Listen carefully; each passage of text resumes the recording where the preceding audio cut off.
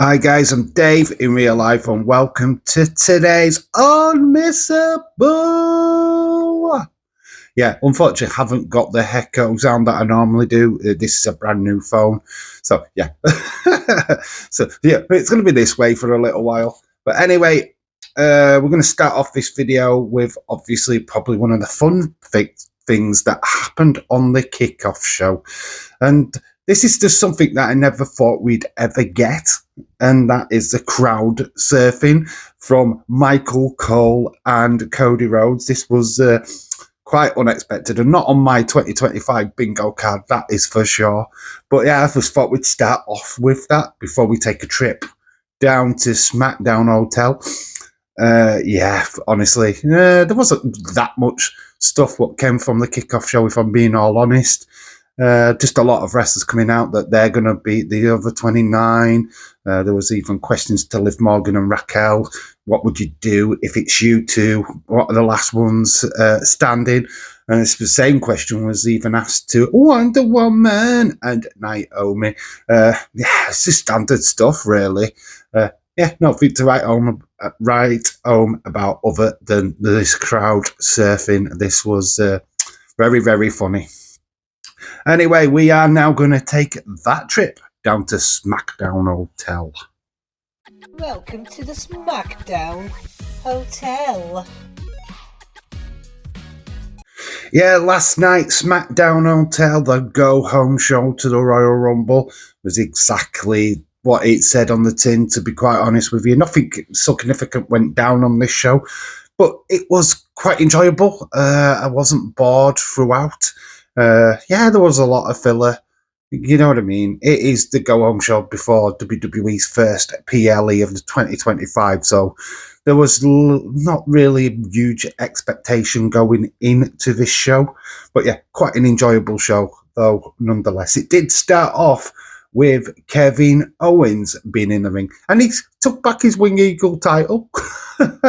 It's like, no, I'm not having that hung up above the ring. Saturday, I'm taking it back. I'm having my title back. A title that he didn't actually win. But I digress. This did eventually bring out CM Punk.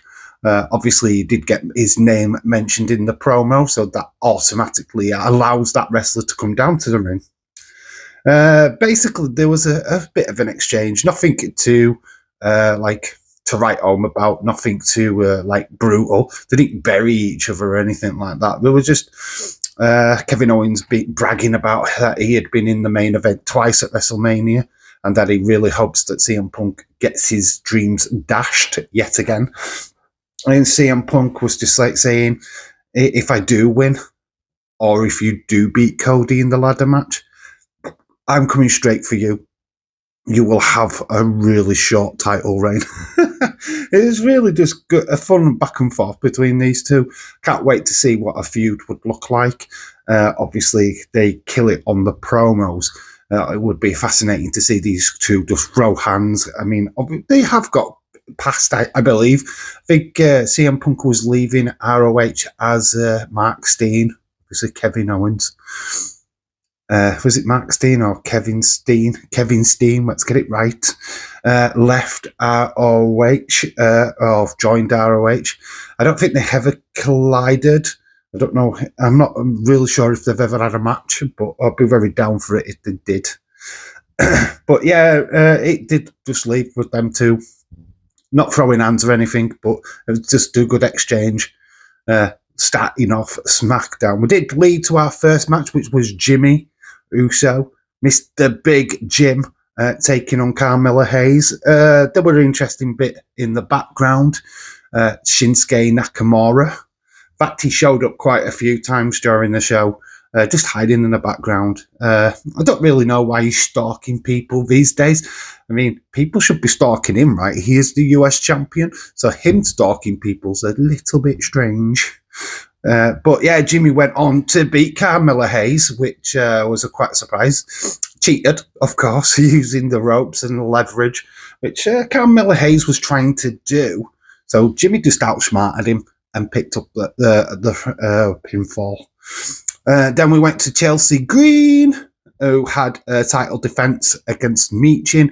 Yet again, I think this is what the fourth encounter between these two. Yeah, we need to start moving away from this WWE, to be fair.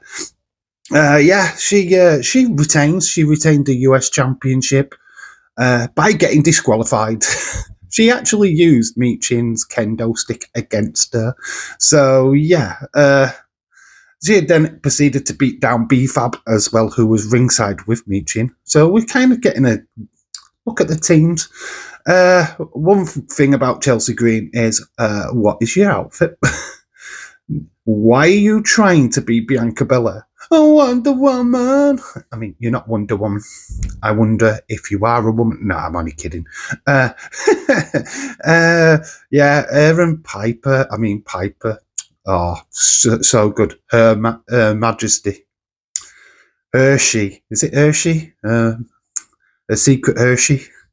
But anyway, really good match. And yeah, obviously Michin wins by DQ. But of course, Chelsea Green retains. Then we had Motor City Machine Guns with Los Garza taking on DIY and Pretty Deadly. This match was all over the place, to be honest. These teams did not want to work together with each other, to be honest. Los Garza had pretty much their own objectives. They did end up walking out on Motor City Machine Guns, pretty much leaving them to Pretty Deadly and DIY. But Pretty Deadly weren't exactly on the same page with DIY.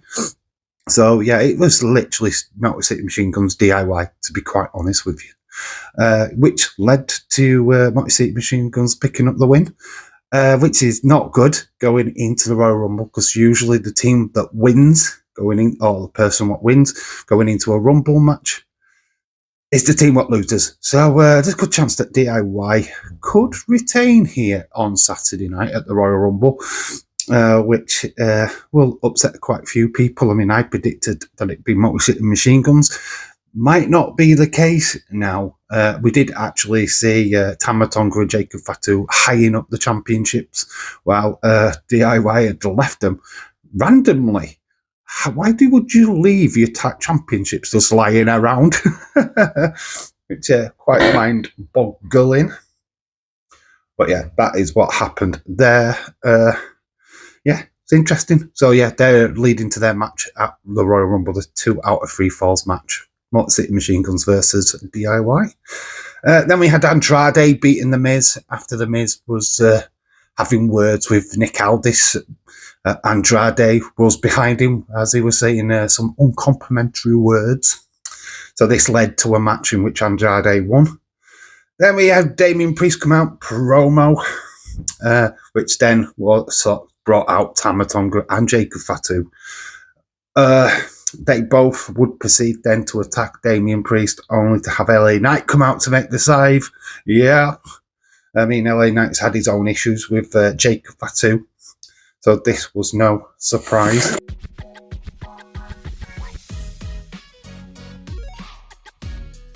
This would lead to the night's main event, a tag team match between these two, which, pretty good. Very much fun. Then Liv Naomi had a match with Liv Morgan. This was a fun match. Obviously, Bianca Belair and Raquel Rodriguez both at ringside. Naomi picked up a win. Quite amazing. But Liv wasn't happy about this and proceeded to attack both Bianca and Liv and Naomi. It seemed to be quite a lot of this throughout the show, where wrestlers would lose and then get revenge, and this happened again on this occasion. But yeah, it's all building to the Royal Rumble, so nothing to really take home, and it's basically Naomi stealing back a win for her team. Then we had a bit of Tiffy time. Tiffy would come down to the ring, cutting a promo, wearing Lacey Evans' old clothes. Well, no, this was actually a look at Sabrina Carpenter, and basically a video for Espresso. But yeah, she looked hot, not going to lie. So certainly people did think that. And one of them was Candice LeRae, who came down to the ring to confront Tiffy. But really, Candice coming down just seemed a little bit odd, and it was. She was only coming down to cause the distraction for Nia Jax, who hit the annihilation on at Tiffy time, leaving Tiffany flat on her back. Another attack, sneak attack by Nia, as she goes into the Rumble looking to cause chaos. Then we got Damian Priest, LA Knight match. Damian Priest and LA Knight did pick up a victory over Tama Tonga and Jacob Fatu. But then we went... I think he went over a barricade with LA Knight did Fatu. This turned on beast mode as he jumped up over the barricade to attack Damian Priest after the bell had rung. Delivered one of his infamous moonsaults. This was an okay show. Quite enjoyed it. Building to Royal Rumble, I feel like it was all about that, to be fair, but not disappointed by it. I do give the show a 6.75 overall. Wasn't down on it. It could have been better. But you know what I mean, it's a go-home show, so quite enjoyed it.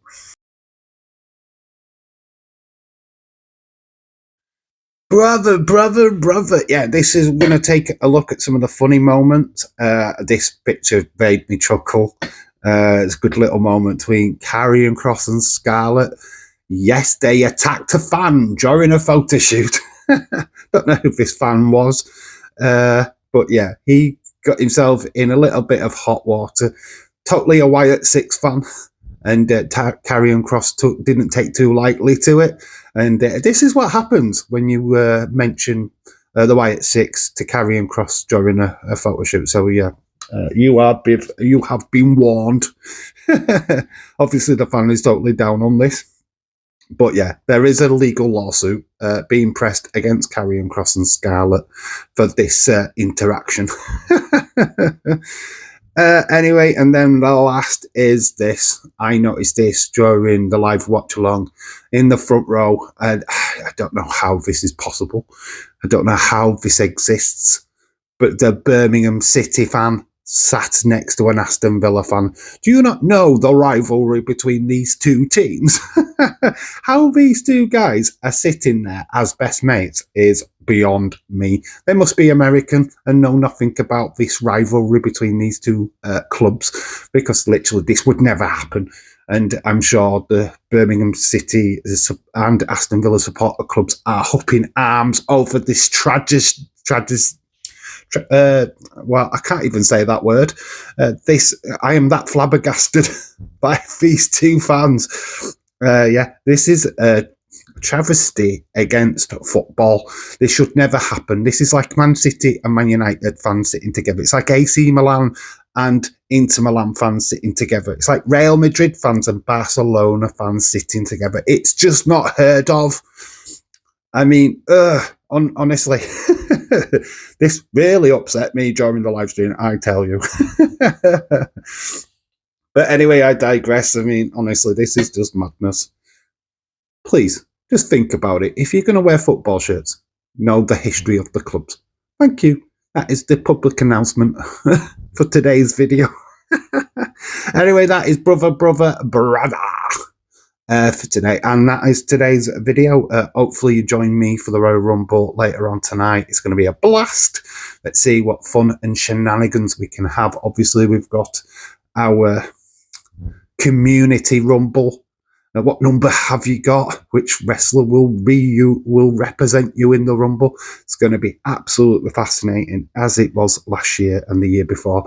Cannot wait. Royal Rumble is one of my favourite pay-per-views of the year. It's certainly going to have a few shocks and surprises, and a special entry from Damian Priest, who did announce himself in the Rumble. And yours truly, look at this. It's official, because Adam Pearce said so. I am in the Rumble, baby. So watch out for me in Indianapolis. Anyway, I digress. Have a great Saturday. I will see you later for the Royal Rumble, as usual. Have your say on what you thought of SmackDown last night in the comment section below. I've been Dave in real life. You guys have been awesome. Till the next time. Bye for now.